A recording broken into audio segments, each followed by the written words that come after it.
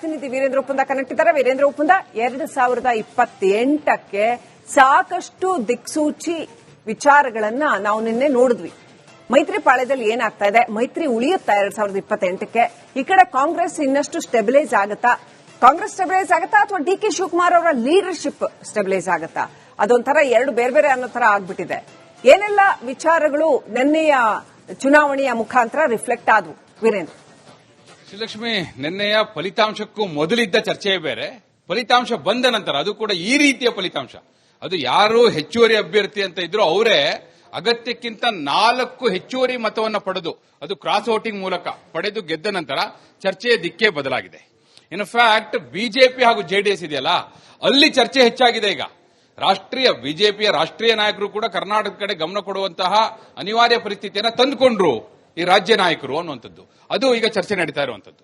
ನೋಡಿ ಏನಾಯ್ತು, ಇದೊಂದು ಆಟ ಇದೆಯಲ್ಲ, 5ನೇ ಅಭ್ಯರ್ಥಿಯನ್ನ ಕಣಕ್ಕಿಳಿಸಿ ಡಿ.ಕೆ. ಶಿವಕುಮಾರ್ ಆಡಿದಂತಹ ಚದುರಂಗದ ಆಟ. ಅವ್ರು ಯಾವಾಗಲೂ ಹೇಳ್ತಿರ್ತಾರೆ, ನಾನು ಫುಟ್ಬಾಲ್ ಪ್ಲೇಯರ್ ಅಲ್ಲ, ಚೆಸ್ ಪ್ಲೇಯರ್ ಅಂತ. ಆ ಚೆಸ್ ಗೇಮ್ ಇದೆಯಲ್ಲ, ಅದು ಎಷ್ಟರ ಮಟ್ಟಿಗೆ ಇಂಪ್ಯಾಕ್ಟ್ ಮಾಡಿದೆ ಅಂದ್ರೆ, ಬೆಳಗ್ಗೆ ಕುಮಾರಸ್ವಾಮಿ ಅವ್ರ ಪ್ರೆಸ್ ಮೀಟ್ ನೋಡಿದ್ವಿ ನಾವು 8 ಗಂಟೆಗೆ 8:10ಕ್ಕೆ ಅವ್ರು ಪ್ರೆಸ್ ಕಾನ್ಫರೆನ್ಸ್ ಮಾಡಿದ್ರು. ಅವ್ರು ಏನ್ ಹೇಳ್ತಾ ಇದ್ರು, ಹೌದು ನನಗೆ ಗೊತ್ತಿತ್ತು, ಕ್ರಾಸ್ ವೋಟ್ ಮಾಡ್ತಾರೆ ಅಂತಲೂ ಗೊತ್ತಿತ್ತು, ಯಾರ್ಯಾರ ನಿಷ್ಠೆ ಏನು ಅಂತ ತಿಳಿದುಕೊಳ್ಳುವ ಸಲುವಾಗಿಯೇ ನಾನು ಕ್ಯಾಂಡಿಡೇಟ್ ಹಾಕಿದ್ದು. ಇದು ಇವತ್ತಿನ ಮಾತು.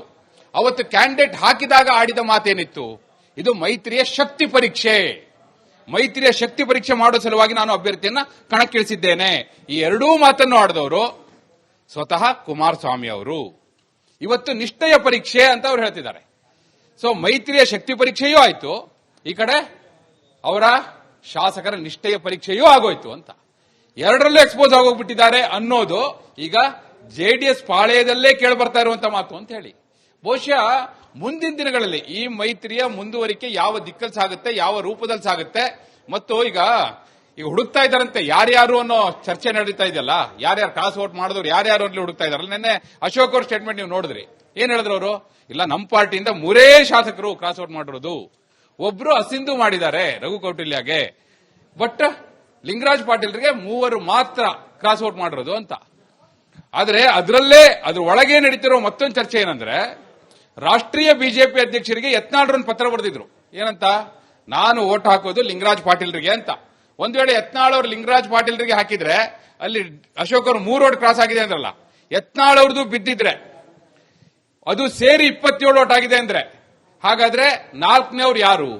ಆ ಚರ್ಚೆ ಕೂಡ ಆರಂಭ ಆಗ್ತಿದೆ. ಬಹುಶಃ ಇದೊಂದು ಆಟ ಇದೆಯಲ್ಲ, ಡಿ.ಕೆ. ಶಿವಕುಮಾರ್ ಅವರ ಒಂದು ಆಟ, ಈಗ ಬಿಜೆಪಿ ಹಾಗೂ ಜೆಡಿಎಸ್ ಅದರ ಮುಂದಿನ ಮೈತ್ರಿಯ ಮುಂದಿನ ಭವಿಷ್ಯ, ಅದನ್ನು ಕೂಡ ಈಗ ಮತ್ತೊಮ್ಮೆ ಪರಾಮರ್ಶೆಗೆ ಒಳಪಡಿಸುವಂತಹ ಪರಿಸ್ಥಿತಿಯನ್ನು ತಂದಿದೆ ಅಂತ ಹೇಳಿ ಮೈತ್ರಿಯ ನಾಯಕರೇ ಹೇಳ್ತಿದ್ದಾರೆ.